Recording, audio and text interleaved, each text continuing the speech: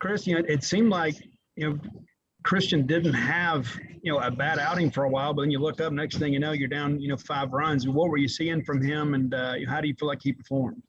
I know it sounds crazy. I thought he was pretty good, and his stuff was as good as he had all year. It just, we made 2 errors that cost us about 3 runs early, and then the guy sits on the breaker and hits it out. That's really what it came down to. And if you had to fault him, I guess you fault the HBP and the walks, but he was pretty good. And, they've been hot and they weren't putting a lot of good swings on him until the home run. So, that's kind of, I ran him back out there. Usually I take him out, but I just thought the stuff was good and they were having a hard time squaring him up.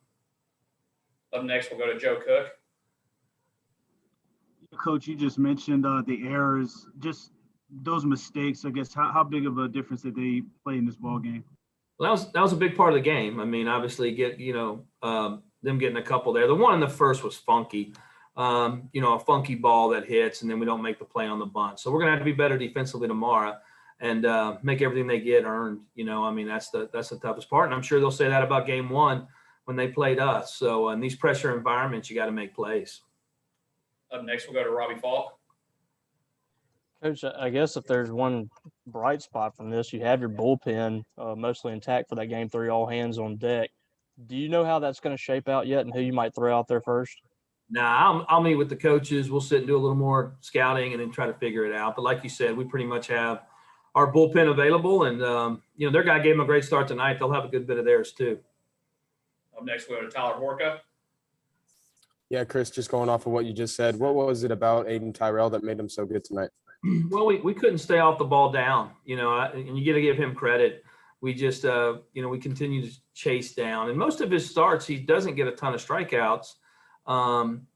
We just could not stay off that low pitch tonight. He did a really good job of mixing and pitching and had good stuff. His velo was a little more than we saw coming in too. So I'm sure he was pretty a little juiced up, but he was really good.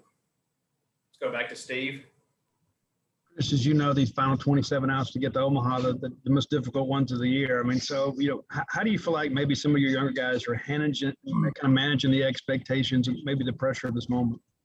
I just think we got outplayed. I love the way our guys went about their business tonight. Obviously we don't want to make errors, but we had some really good at-bats too, and they just made plays. And Caden Smith ran out there late, pitched good. And like I said, it's baseball.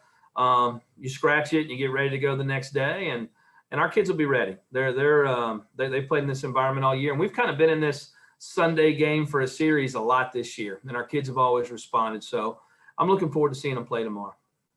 Up next, we'll go to Joel Coleman. Kind of, I guess, on the flip side of what Steve was asking, you go to, I guess, into the game tomorrow night with Rowdy and Tanner, of course, leading this team, and their career was kind of started with a lot of adversity back in 2018, and then you had the COVID year last year. They faced a lot of adversity in their careers. How much comfort does that give you to know that you'll have those two out there with you, and of course Hatch and some of those guys too have been through a lot of adversity in their careers. Yeah, it's as great as the careers have been. It's not always easy. When you play in the SEC, when you play here, you play so many great teams, you have to be able to bounce back. And one of our greatest qualities is we've bounced back. We bounced back from a lot of things this year. And so those two guys and all the other seniors that have been around, they're a big part of that, and they're a big reason for it. And like I said, we, erase it from our memory and be able to go out there and play good baseball. And we've been playing good lately. So it'll be a fun day tomorrow. Up next, we'll go to Trey Mongrove. Chris, I'm sure the scouting report after they scored 50 runs in a regional last week showed a lot, but seeing them up close now for 2 days, what is it about this Notre Dame offense that makes it so tough?